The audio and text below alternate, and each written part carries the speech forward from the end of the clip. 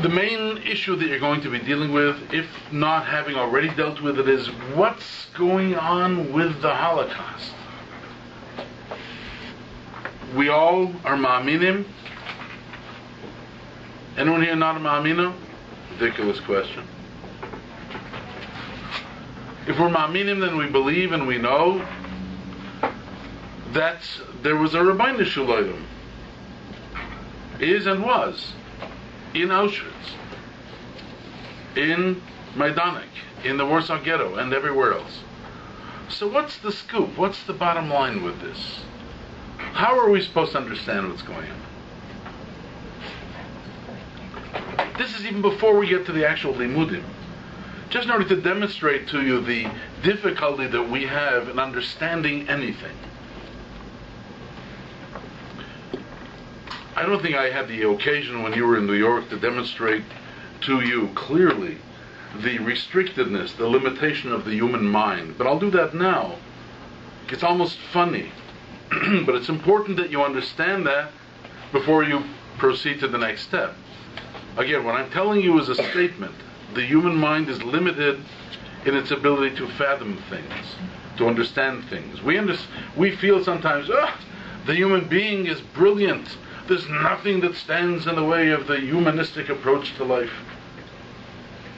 I'm going to demonstrate. Now, I just need a volunteer quickly to answer the following question. Can you walk from that end of the room to that end of the room? Anyone answer that question? Yep. Yes? Yes? No? I'm going to prove to you that you can't. So you're thinking, no. You can't walk to the one end of the room to the other. I will prove to you, based on human reason and logic, that you cannot. You ready? Okay. When you start off on that side of the room and you walk halfway, right? How much do you have left? Halfway. Wonderful. Budding mathematicians. Now, when you traverse half of the remaining distance, what do you have left? A quarter. Very good. And when you traverse half of the remaining distance from there, what do you have left? 80. And then afterwards? 60. And then afterwards? 37. And then 64, the 128, etc. Does it ever stop? Is there a limit to the denominator getting bigger and bigger and bigger? Numbers are ad infinitum. They're infinite. Well then... Yeah, once you reach the end, you reach the end. I mean Now I know the reality, Ms. Dembitzer. I know that Lamaisa, you can reach the other end of the room. I'm not totally out of my mind. All I'm telling you is that mathematically you can't. Fact, this isn't my own product. This concept is at least 2,500 years old. Mathematically can't go from one end of anything to the other end. Mathematically. But of course we know that you can. So what's the pshat? The pshat is vibalt mathematics, as pure a science and as pure as a reasoning process as it is still the product of the human mind, and the human mind is therefore obviously restricted. As brilliant as we can be, there are things beyond. Our senses are limited. You take a stick, you know that the stick is straight because you're holding it, you're looking at it. You feel that it's a straight stick. Now stick it into a pool of water, what all of a sudden happens to the stick? It becomes bent. So you'll say it doesn't really become bent, it only looks bent because that's refraction, reflection, whatever the scientific terms are. So once again I'll say, I know that. But once the stick is in water, my eyes see a bent stick. This is known famously and anciently as the paradox of the bent stick. Again, it's not my own invention. And the person who invented this paradox, didn't invent it, revealed it, also knew that the stick didn't become bent, but it's just illustrating that the human sight is also limited. Anything that is human is limited. You know why anything that is human is limited? Well, I hate to break this to you. We are limited. Right now we occupy, each one of us, a certain amount of time. And we say, Ad 120 shana, right? We occupy a certain amount of space, from here to there, whatever the size of the person might be, but we're limited. At some point in time, we're checking out of here. So anything which is limited by definition can only produce things that are limited. including human reasoning. Now here we're talking about trying to understand the Rebbeinu Shalom, who is an Ein Sof, he's an Ein Kates. Does it make sense even to entertain the possibility that we can truly fathom what the Rebbeinu Shalom said? Or did? What he meant? Not really, but I'll evidence it a little bit more. I'm going to take you back to Parshas Kisisa, or actually, if you want to go by the Parsha, take you ahead to Parshas Kisisa. What happens in Parshas Kisisa is the Chet Ho'egel. How many Jews were killed in an epidemic as a result of the Chet Ho'egel? 3,000. 3,000 Yidden. Kodesh Baruch gave an oynish to Klal Yisrael. However, prior to that, Moshe Rabbeinu was urged by Kodesh Baruch Hu, Moshe, come back up and daven on behalf of Klal Yisrael. Maybe I will be mechaper now. Moshe understood that this is his pflicht right now. It's his obligation. It's his move. Went up to Har Sinai, first for 40 days, then again for 40 days. He was mispalel until the end of that process. At the end of 120 days since the first time he went up, HaKadosh Baruch Hu said, Vayirma Hashem solachti kidvarecha. That was on Yom Kippur, which is why that day, as you know, was set aside as a day of Slicha Mechilo V'Kapor. Vayirma Hashem solachti kidvarecha. And like Rashi tells us, it was besimcha and it was beratzon. It was complete forgiveness. Sure. Gendikt. Then Moshe sees and he realizes, but 3,000 Yidden were killed. I don't understand. How does this work? He wanted to understand the Midas Adin, like we spoke about earlier. So he said the famous words to the Rebbeinu Shalom, asking for an understanding. Anyone know what those words were? What? Show me your faith, but I don't know how. Close enough. Hareini no es kvodecha. Show me your kavod. Kavod means kavod. We know what kavod means, but it really means because I don't know what's going on here. Here you tell me Salachti Kidrecha, here thousands of Yidden are killed. Show me the way in which you interact with us. Show me the understanding of what we call divine intervention in the affairs of mankind. Let me understand it. So at the end of the exchange in Parshas Kisisa, HaKadosh Baruch Hu says to Moshe, what? V'ro'isos achoyrai. You can see me from the backside. Ufonai lo yeiro. My face cannot be seen. Now we know that HaKadosh Baruch Hu does not have an achorayim. He doesn't have a face. These are all allegories. Dibra Torah kil shon ben Adam. What's behind this? What does it mean? The Acharaim and the Panim of HaKadosh Baruch Hu. What is that all about? The Chassam Sofer explains, and I saw this once quoted in the name of a Chassidish Gadol, the Rebbe Rabbinim of Pshischa, said the following pshat. In understanding HaKadosh Baruch Hu's intervention, there are two possible aspects to the attempt to understand. One is to understand events when they are contemporary, when they are fresh, when they still produce emotional involvement, or what's today called baggage. Try to understand a tragedy b'shas ma'isa when it's still fresh, when we're still suffering emotionally because of it. That's one aspect of understanding. Trying to understand the Kodesh Baruch Hu, when Hashem said, and that, said the Chassam Sofer, is referred to as the ponim of a Kodesh Baruch Hu. Ponim, the face. Trying to look at Kodesh Baruch Hu kiviyachol right in the face. So the Rebbe said to Moshe Rabbeinu, that ain't gonna happen. Ufonai lo yeiro. However, there's another way of looking at HaKadosh Baruch Hu's interventions. And that is when we look at them in hindsight.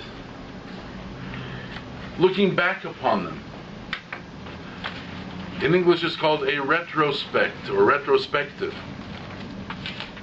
HaKadosh Baruch Hu said, Am hechstens, the maximum that you can hope to understand, is this bechino, this aspect of looking back upon the events. V'roiso sachoirai. You can see me from hindsight. You can see me from the back. Let me give you an example of that. If I were to ask you, what was the reason for Churban Bayis Sheni? So all of you in unison will say to me, beautiful. Sinas Chinam. Every Tisha B'Av we get together at one Tisha B'Av event or another Tisha B'Av event, and Mahalten ein Darshan, and everyone's darshaning and telling us about Sinas Chinam, and to fight it with Avas Chinam, which are talking beautiful thoughts and beautiful words, and also Emes Amitoy. The Gemaras that tell us about the Sinas Chinam. The Gemaras that tell us about the story about Kamsa Ubar Kamsa were written by Amoyroim a couple of 100 years after the Churban. So you have to understand. The Churban took place during the Tkufas HaTanoim. Soon after Hillel, people lost their relatives. The brutality of the Roman legions was as crazy as what we read about in the Germans. Jewish blood, millions, about 3 million Yidden were killed. Jewish blood was literally flowing freely in the streets of Yerushalayim. I'd like to see the reaction of people who are witnessing this and losing their own family members, being told by the Rabbanim of the time, it's because of Sinas Chinam. Hello? Fonai lo yero. When the dust settles, years later, we can get a little bit of an inkling. So the Amoraim said, Sinas Chinam. Consider it similar, let's say, to the example of a child whose parents are getting divorced. It's an unfortunate situation at the best of times, but sometimes it happens, and sometimes it maybe needs to happen. But it's still very painful, especially for a child. So the 5-year-old Yankel is going to ask his mommy, why is daddy not coming home anymore? So mommy's going to sit down with Yankel and give him an explanation of marital incompatibility and psycho-emotional abuses. A 5-year-old kid can't understand that. So you don't even bother telling him unless you're crazy. What about that 5-year-old kid turns 20 or even a little bit younger or certainly older, 15 years down the line? Is it possible for him to hear a retrospective about why his parents' marriage broke down? Can he fathom, can he assimilate into his heart the ideas of incompatibility, abuse, and these kinds of things? The answer is, of course, emphatically, yes. Which means that there has to be a passage of time. There has to be a passage of time. So the shayla is, right now we're talking about the Holocaust. Is the Holocaust contemporary, or is it already the passage of time? That would be a tough question for me to answer. I will tell you, however, like this: as long as people like moi are walking the face of this earth, and people like many of your parents who are children of Holocaust survivors, as long as we're walking around and we're carrying with us, in us, the pain that was inadvertently embedded in our hearts by parents who suffered. I can still remember my mother's screams in the middle of the night. As long as we are around, I have to maintain that it's still contemporary. The realities and the truths were withheld from me because of my sensitivity growing up, being a child of survivors. I was a chassan. I became a chassan when I was 19 and a half. Even though I learned in Litvish yeshivas. I became a chassan at 19 and a half. It was only a few months after I became a chassan that I found out for the very first time in my life that my parents each had been married before the Muhammad. And each had a child. And those spouses were killed, as were those children. My mother had a Yingala, and my father had a Yingala, half-brothers of mine. So don't tell me that the events have passed sufficiently in time that we're able to take a good, hard look at it. such is not the case. So in our door, the Havimina, the very suggestion that we can get a handle on the Holocaust, is ridiculous. But let me tell you even more.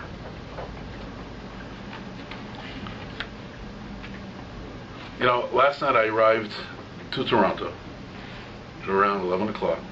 I went to rent a car, and they gave me a free upgrade. I rented a mid-size, gave me an upgrade to a regular-sized car. It's not for free. You know, we take things. And they told me, your car is installed number 4. I went to the car and I saw it was a Volkswagen. In your mind, you might be thinking, so what? In my mind, Volkswagen, by the way, the Volkswagen company was started by Hitler, as the people's car. That's why it's called Volks, which means the people, the nation. Wagon, wagon. The people's vehicle was started by him to serve the German people. When I grew up, a Volkswagen was approximately driving or owning, owning for sure, a Volkswagen was equivalent to eating chazer, more or less. I felt like going in there and say, take the keys back, I don't want the car, give me another car. I didn't. I took the car and I have it outside. I see it across the street. But there's emotional baggage there. Why do I say this? I want to tell you about from the Kotzker Rebbe as to another reason we can't really see what HaKadosh Baruch Hu may have had in his divine mind. There's a pasuk that we say every day in davening. Vayar Yisrael es hayod hagdoil asher osa Hashem b'Mitzrayim. I'm sorry, first, Vayar Yisrael es Mitzrayim meis al sfasayom. Right? By Kriyas Yamsuf.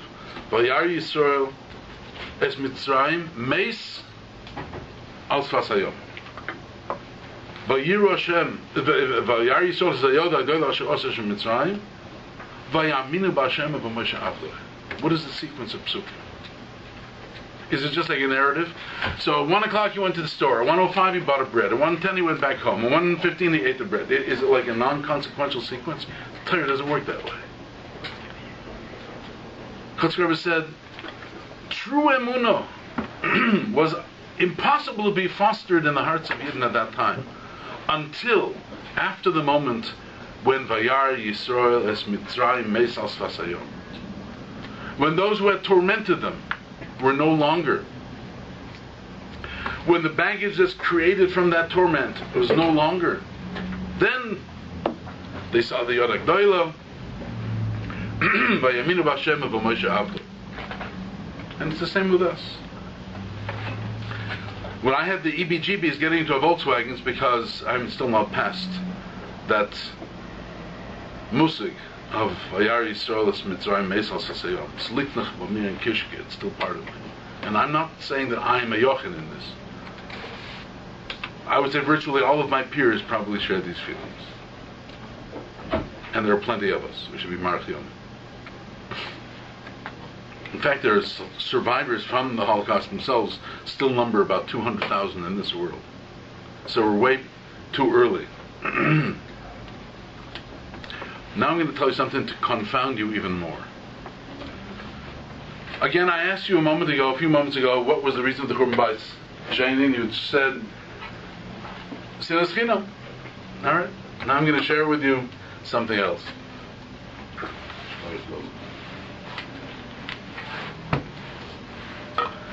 You don't learn Gemara, I understand that. But I'll tell you that there is a Gemara, Masechet Shabbos, Daf Kuf Yotes, Amud Beis. The Gemara says 8 different explanations for the Churban Bayis Sheni, for the Churban of Yerushalayim. Not one of them mentioned Sinas Chinam or Lashon Hara. 8 different reasons completely. Chilul Shabbos, they were mevatel kinderlich from learning Torah, they were mevatel t'nai kishul beis Rabbon, they weren't mekabel Musar, they weren't noi kovid to Zkenim. 8 things, nothing to do with Sinas Chinam or Lashon Hara. So you'll say, okay, so what's the big deal? So 8 additional reasons. No, they're not additional reasons. The Amoyroim, each one of them, and there's big names, Rav Hamnuna, Rav Chizda, Abaya, Rava, Rav Yehuda, each one of them said the following words: Lo yichorva Yerushalayim elo mipnei ... whatever the reason was. Which means, Yerushalayim was not destroyed for any other reason other than this. So each one of the 8 Amoyroim, and again this is the Tkufas Amoyroim, where they're able to have a little bit of clarity because of hindsight, but even them 8 different definitive explanations for the Churban Beis Hamikdash. When I say definitive, means each one gave an exclusive definition. This defines the Churban. Leichorva Yerushalayim elo mipnei. Be interesting for one day for you to be able to look at that Gemara and see the different explanations. I remember giving a shiur to the ladies of the Koil years ago during the Mrs. Saperman, I think, has a 9-day series of shiur years ago. I shared all of this with them. Not about the Holocaust, some about the Churban.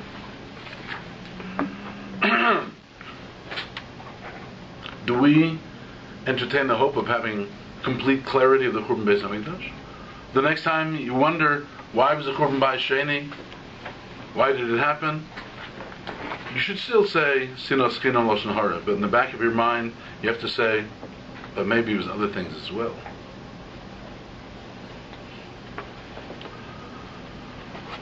So there's a plethora of images, a plethora of reasons that come to mind when we talk about the Churban, and it's the same thing for anything after the Churban. Because, if anything, our reasoning is more convoluted today than it was back then. We don't have Amoyroim. We don't have the people on the Madrega of Amoyroim anymore. And even the Amoyroim were lacking what we call Nevuah. The Gemara tells us the Posco Nevuah right after the Churban Bayis Rishon. Chabakuk, Chagi, Malachi. These were the last Nevi'im. There's no more Nevi'im anymore. So we hear tzaddikim who have an inkling as to the future, Ruach HaKodesh, but it's not Nevuah. If we don't have clarity, the most we can hope for is a little bit of understanding, a lot of hindsight. Well, then what are we talking about when we talk about the Holocaust? That's why I say the importance of the limudim.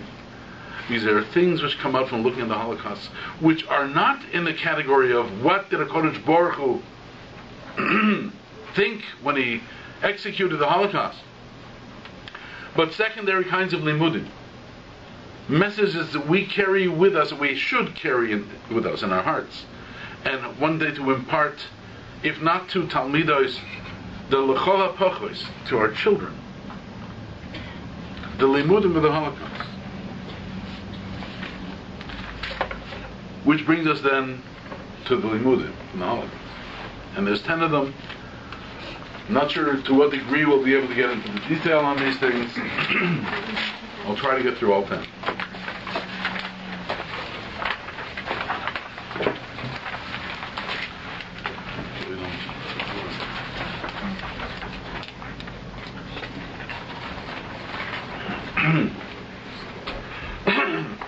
Number 1,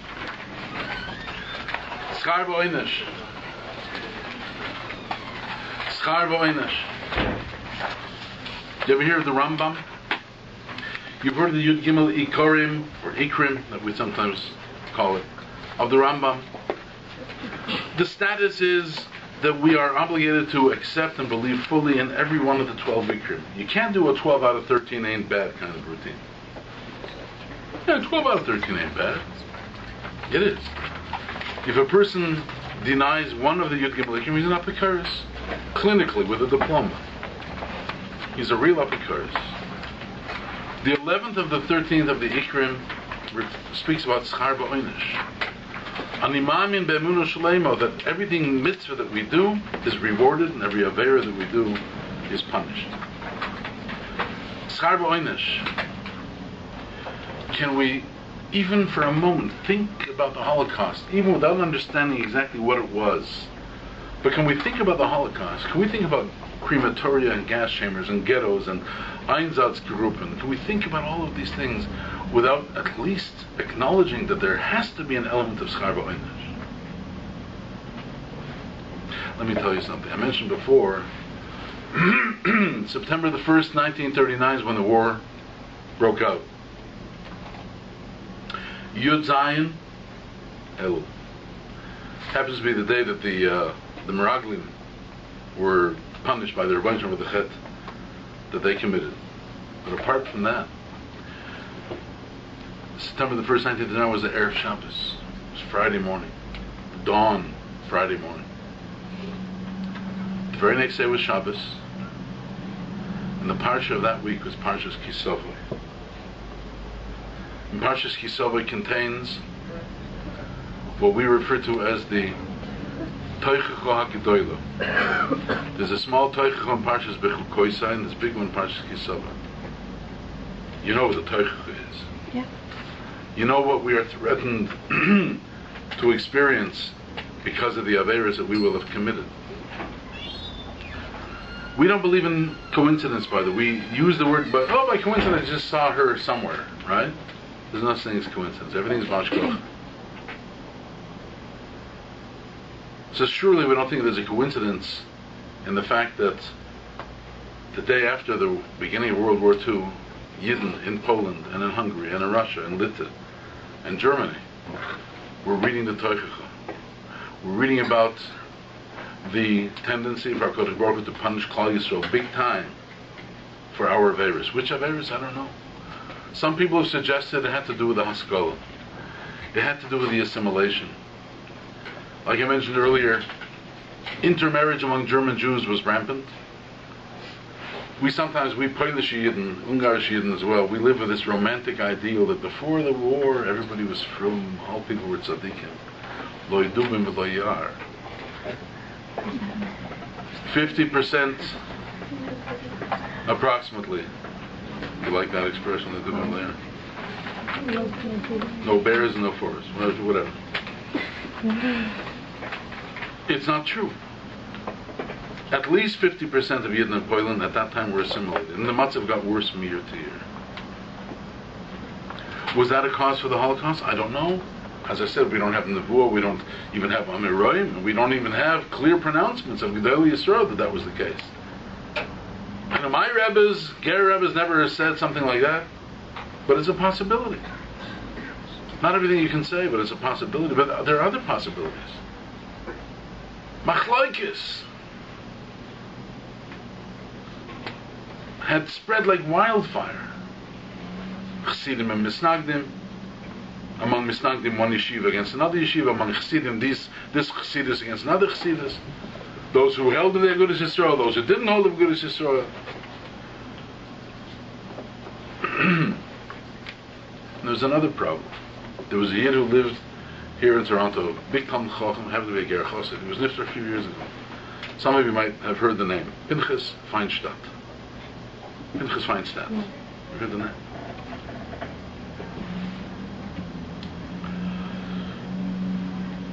He told me he heard from someone who stood next to the brother of the Ger Rebbe. His name was the Pabeditzer Rebbe. He himself was a Rebbe. On the platform as they were about to be taken to Treblinka, where he died that same day. Treblinka was the main extermination camp near Varsha, near Warsaw. And somebody asked him, Pabeditzer Rebbe, what did Klal Yisrael do to deserve what's happening to us? He couldn't answer.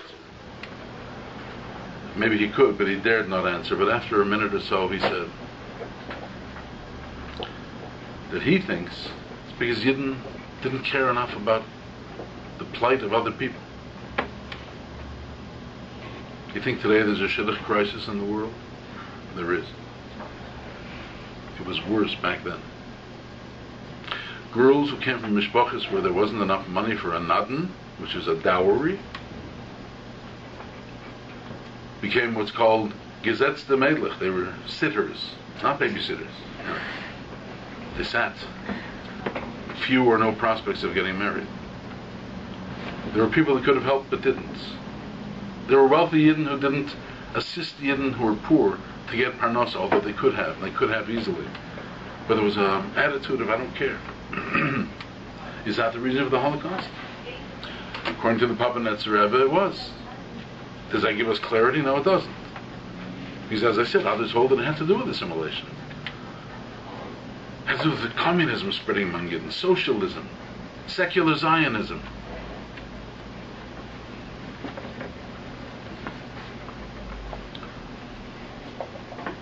We do know, however, the Pasuk says, Leiv Yodea Moras Nafsho. Each person knows the ills that affect him or her. It's a private individual thing.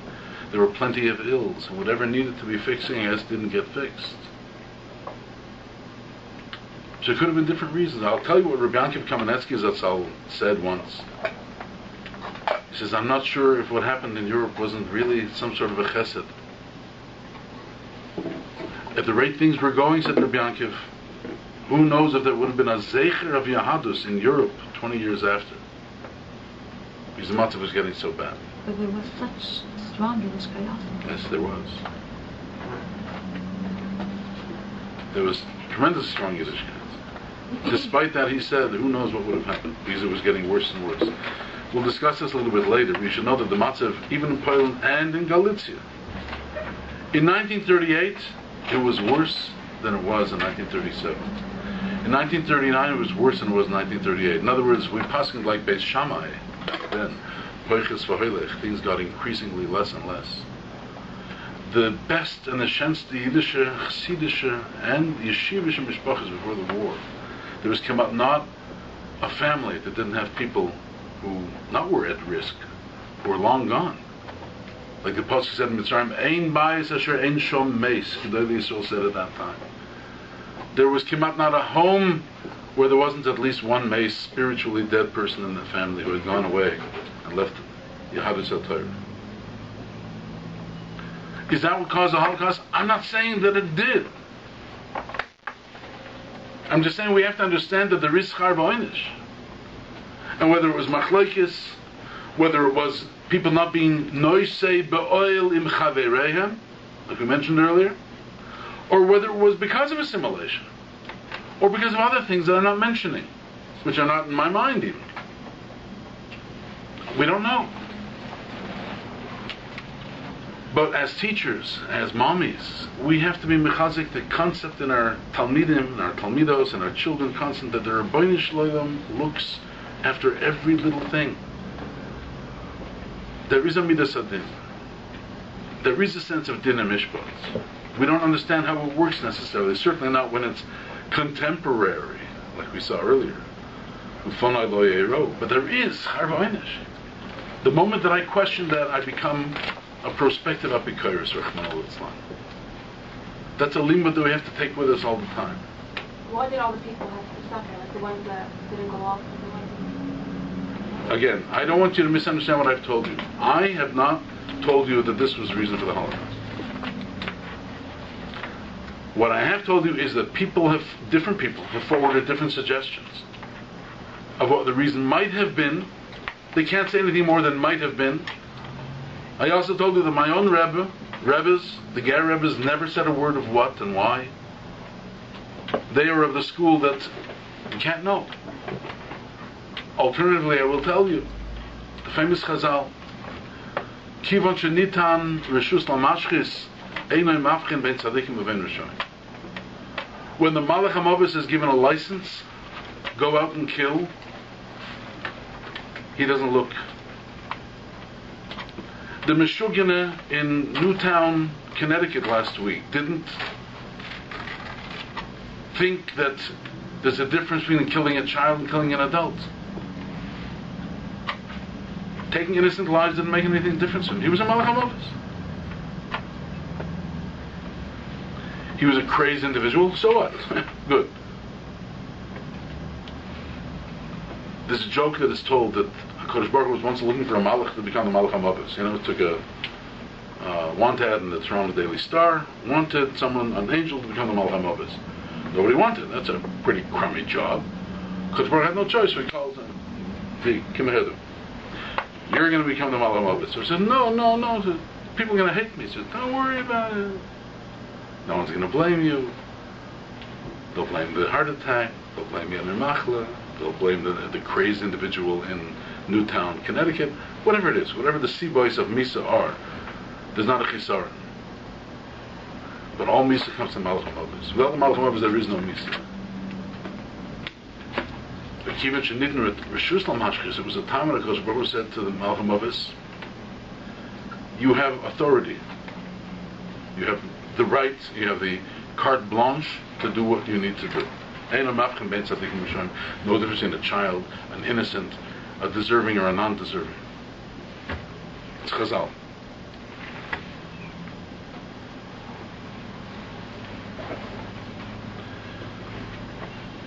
What is written on your sheets as the Kulish Aruv is the Pabinitzer Rebbe. He was Rebbe in the town of Pabinitz, which is not far from the town of Lodz. And he moved about 3 or 4 years before the Milchama and became the Ruv in the city of Kulish, or Kalish, which is on the other side of Lodz, all in Poland. So the Kulish Aruv that you have here is the Pabinitzer Rebbe. His name is Rav Mendele Alter. Anyway, let's go to lesson number 2. Don't you have this in the sheets? Unless we come with different sheets.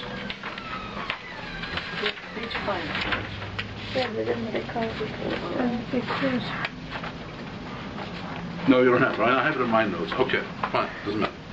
Let's go to lesson number 2 now. Limud number 2. We're talking about limudim. So one, we've been mechazik our concept of schar b'oinish. Number 2 is very apropos this week, being that it's Parshas Vayigash. It's the week where we read the Yaakov and the Shiva Nefesh went down to Mitzrayim, and we know all the events. We celebrate Pesach every year, etc., etc. Let me ask you a question. Was Mitzrayim the first of the Goliyos? Is it the first Jewish exile that ever took place? What's your opinion? Or maybe you know. Anyone? You're all thinking it's a trick question. It's too obvious, right? It's a trick question. Yeah. So what's the worst thing that happened? You'll be wrong. No? Big deal. Was Mitzrayim a Golus? Yeah. Golus Mitzrayim. Golus Mitzrayim? Let me tell you something. First of all, did you say the word nation before? Yeah. Okay, that's extremely good. They weren't. It's really important. They weren't there was no Am Yisrael, so you can't say Klal Yisrael wasn't Golus, but more than that. More than that. The second passage in the Torah says, "V'ha'aretz hoysa soyu v'voyu v'choshech al pnei sahaim v'ruach elikim arachefes al pnei ha'moim." Zuk the Medrash Rabbah. The word toyu refers to Malchus Bava. Voyu, Modayu Poras. Choshech, Yovam. It would make good Chanukah shmuz, which maybe you heard already. Al Pnei Sahaim is Golus Edom, like a Tohaim. It's endless, or it seems endless. It'll come to an end, I assure you. You don't need my assurances, you believe it. But it looks like a Tohaim, like an abyss, a never-ending, bottomless abyss. What happened to Mitzrayim? Where does the Pasuk tell us about Mitzrayim? It doesn't, because Mitzrayim is not really one of the Dalud Goliyos. There are Arba Goliyos, or Arba Malchiyos Shenishtabdu Bohem B'Yisrael, and they begin with Bavel. Is because Klal Yisrael wasn't a nation yet? Possibly, but more than that. Because really, Mitzrayim incorporates all of Golus. The Svarim HaKadoshim tell us that Mitzrayim really serves as a preparation for Golus. What Yosef HaTzadik and then Yaakov Avinu and the Shvatim, what they did in Mitzrayim is they set up the Jewish stamina and the ability to survive in a Golus, because they were going to need that when the real Goluyos began centuries later in Bavel. It was a hachana for the Golus. If it's a hachana, then it was also a paradigm. Paradigm means it's a model of. To understand Jewish exile is impossible if you don't take an analytical look at what Mitzrayim is all about. Now that itself could be a shiur for a long time. You don't have the koyach for it. I don't have the koyach for it, or the time. But I will tell you one aspect, and it's a little bit scary, I will tell you. How did the Golus of Mitzrayim, the so-called Golus of Mitzrayim, how did it begin? Do you remember? Yaakov and the Shvatim came down, Shiva Nefesh, and Yocheved was born on the way in, and the Menashe and Ephraim who were born in Mitzrayim. Als zusammen together, 70 people went out to Mitzrayim. And Mitzrayim was terrible, right? Only after. Only after, that's right. For the first, not sure exactly, about 80, 85 years, well, even from the welcome, Paro came and he was so honored to have such dignitaries. The great tribal chieftain, Jacob, coming to live in Mitzrayim, he rolled out the red carpet, proverbially speaking. He said, "B'meitav haaretz, live in the most fertile part of our land." Jews were living the best kind of life in Mitzrayim until things changed. Melech Chodosh, whether it was a new melech or a melech shenischatchu gzeirosav, the machlokes in Rashi, he started saying, these Jews start to get a little bit of a pain in the neck. Let's head them off at the pass, because they're going to become a great nation. They'll wage war against us and they'll kick us out of our own land. So the Abdus began. The Abdus that we bimon, Avodim Moinu, the Fri Jul, that's when it began. But the beginning, it was just wonderful. That's a model. It's a paradigm for all Jewish exile.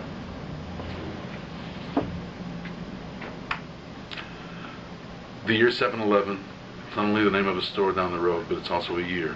In the common calendar, 711 of the common era, CE, is when the Muslims crossed the Straits of Gibraltar from North Africa and went into Spain. They ended up conquering all of Spain, and they would have gone further, but the Pyrenees Mountains in North Spain stopped them. They couldn't proceed, but they conquered all of Spain. Originally, the connections between Yidden and Muslims was wonderful, more or less. I mean, it wasn't 100%, it was 95%.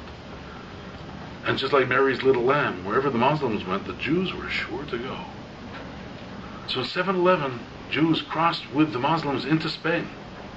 And what begins is a period of history which we refer to in Hebrew as the Torah HaZohov, or the golden era of Spanish Jewry, which lasted about 400 years, till 1146, when a second wave of Muslims crossed, conquered it from the other Muslims, and they were terrorists. Not in the common sense, not in today's sense. They terrorized Jews. That's when the Rambam's father, Reb Maimon, decided we got to leave Spain. But 400 years, life for the Jews of Spain was just wonderful. Can you imagine having the Prime Minister of Canada, and Stephen Harper is, if we're going to have a goy, there should be no worse than him in terms of his obviously story. But can you imagine having Reb Shlomo Miller, for example, as the Prime Minister of Canada? You're laughing. You know why you're laughing? Because of course it's ridiculous and it's funny. Prime Minister of Canada. You know that the Prime Ministers under the Muslims, the Prime Ministers under the Caliphs, Cordova, and of Toledo in Spain, were Rosh Yeshivas. Rabbi Shmuel Hanogid, Rabbi Chazda ibn Shaprut. Shaprut is a descendant of him. The father is a Ben from Rabbi Chazda ibn Shaprut. They were Rosh Yeshivas of Gedolei Yisrael and prime ministers in Spain. Not Jewish leaders only. They started yeshivas, they said shiurim, they were rabbanim, Gedolei Yisrael, and prime ministers of the government. That's how high the level of Jewish life had reached in Spain. That's pretty good. But then it came to an end, like I said, in 1146. Second wave of Muslims called the Almohades. They came in. Then they were conquered by Christians shortly thereafter. 150, 200 years later started the Spanish Inquisition. Ultimately 1492, the expulsion. In 1497, the expulsion from Portugal. What happened to the golden era of Spanish Jewry? Teretz says it comes to an end. Because that's what Golus is all about. How do we know that Golus is all about that? The answer is, look at the paradigm, which is Mitzrayim. That's how it was in Mitzrayim, and that's how it's supposed to be. For 1,000 years, Jews lived in Poland, and until Gzeres Tachvetat, 1648 and 49, the Cossack rebellion under Khmelnytsky Harosha, Yimach Shemot, Jews lived very blessed lives. They were wealthy, they were protected, Torah flourished. The Tkufas of Rishonim, the Ashkenaz, and later the Achronim. Then things came to an end. Not Torah. No, that continued, Baruch Hashem. But the blessed aspect of Jewish life came to an end. Germany. Germany was the land where Jews were, quote-unquote, emancipated. They were freed. The walls of the ghettos were open. Jews were allowed to go out. They were allowed to vote for government. They were allowed to attend universities. At the very best, a mixed blessing, I can tell you. But that's not the point. B'einayim, this was a great stride for the Jewish masses. They were equal, respected members of German society. That's how the earlier years of German Jewish history, not going all the way back, but just in the last couple of hundred years. The Jew being considered a respected member of society in Europe in the last few hundred years, that started with Germany. The same Germany that built Dachau and Buchenwald, and ultimately later in Poland, Auschwitz and Majdanek and the rest of it.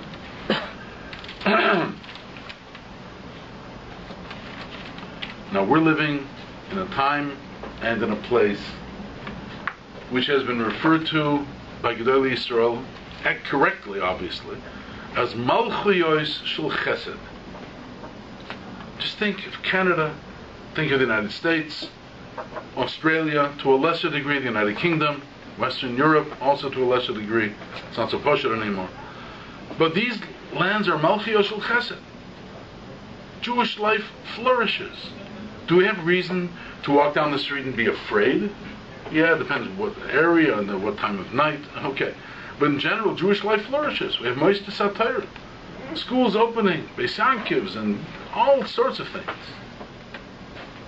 Jewish life is flourishing. However, if you look back to the paradigm of Golus, which is Mitzrayim, you can't help but to reflect on the slightly frightening possibility that, this might only be the calm before the storm. It's important that you realize that. Now, I don't want you to go home panic-stricken. But KLEIN said there's going to be another Holocaust within a few years. I never said that, and I don't even think that. But in the back of my mind, I realized that these things are possible. The Jews of Germany in the 1920s would never have believed that what would happen 10 years later happened. They were as free and respected as we are here today. Maybe they failed to remember that Mitzrayim, as the model of what Golus looks like and what Golus is, should be teaching them the lesson that all of this is an illusion.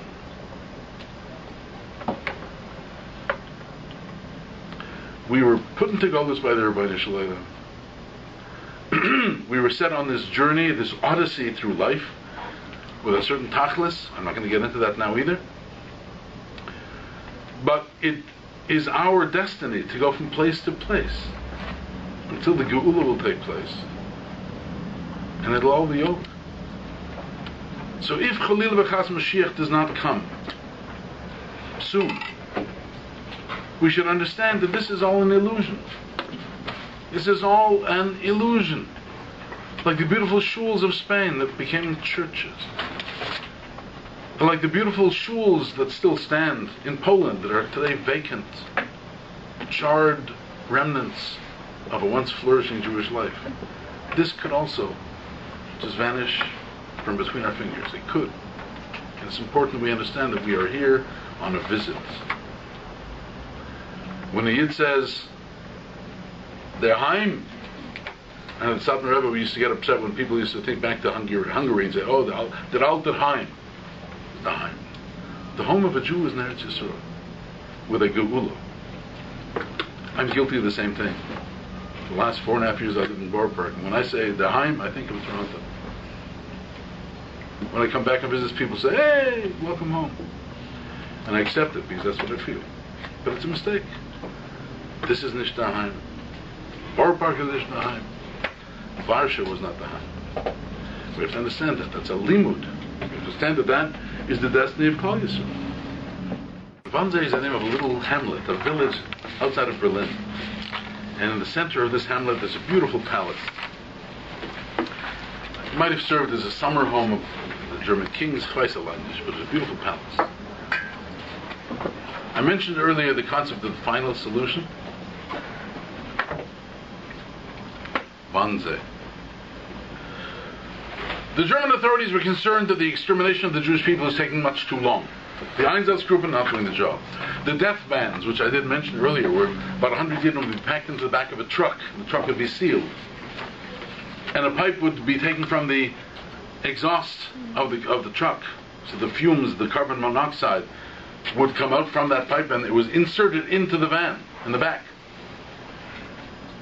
So it wasn't as quick as the final solution of Zyklon B gas, which took minutes before people got killed. 10, 15 minutes. This may have taken an hour and a half. The trucks were turned on, the mortars were running, and the carbon monoxide gas was pouring into the van filled with Yidden who were slowly asphyxiating and dying.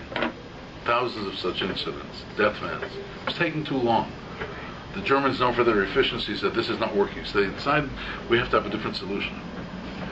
So on January the 20th of 1942, 15 members of the highest levels of the Nazi regime, not Hitler, but under him, Himmler, Eichmann, Heydrich, and others, gathered to discuss a proposal for what came to be known as the final solution. And the proposal was to use places like Auschwitz and others to use gas chambers, to use Zyklon B pellets. You know how long the meeting took place? About 45 minutes. 45 minutes, and the meeting was over. And with the meeting being over, the lives of approximately 4 million Yidden were dictated to be also over at that 45-minute meeting. What's more important is I want to tell you this. Of the 15 people there, it was a very elegant affair, you know. Of the 15 people there, 9 of them had doctorates, either PhDs or MDs, doctors. Those same people that we look to, and we hope that these people have to help us get through our ailments and to get healthy. Doctors, saviors of mankind. Forgetting about the Mishnah saying Toiv Sheberefim Legehenim, we're not going to get into that right now. Or PhDs, men of higher learning. The pride of German society. The 6 who were not PhDs were also men university graduates. Germany, by the way, was the jewel in the crown of human civilization in the early 1900s. The greatest poets, authors, composers, philosophers. I can rattle off a list of names, but just one as an example.